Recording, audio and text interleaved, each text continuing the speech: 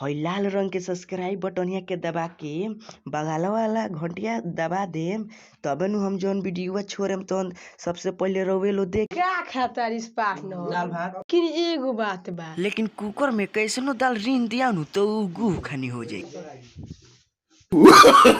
थू बाग साला देखो खाना लेके का निहारता रो खाना।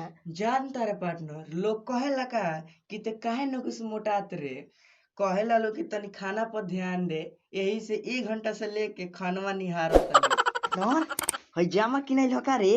दे ना हमरो के तनी पहनी। ना रहे दा हर माइकिन के लिए भी रहे दा ना देबो ना तू के पहन का हो जा किनवा। हां हमरो माइनु पार्टनर किने गइल हो तहार जामुआ हो।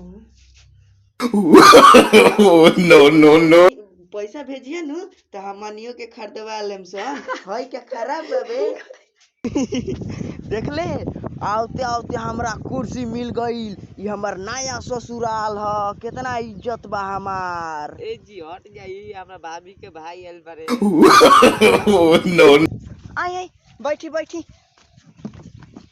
कुछ कहा जा प्रणाम। खुश रही। का समाचार बा? ठीक बा। तू के हुआ? हमें गांव के कुत्ता है कुत्ता।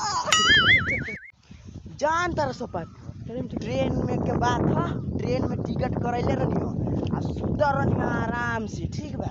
आ सोचले रहनी कि अगर पुलिस ऐसन तो बरियारी बतियाए तो लेगुआ के खोद देलो सब तो वही 50 झापर ते बोले ना पुलिस बोलला सो ना कौन बोलला सो यार छाका नो यार चल पार्टनर हमरा ससुरारी नु मुर्गा के मीट बनल बा। चल पार्टनर दबा के खाई जाई।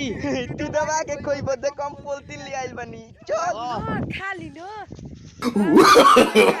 ये थियो नहीं ये थियो वाला कोहरा सब्जी बड़ी निमन लागे।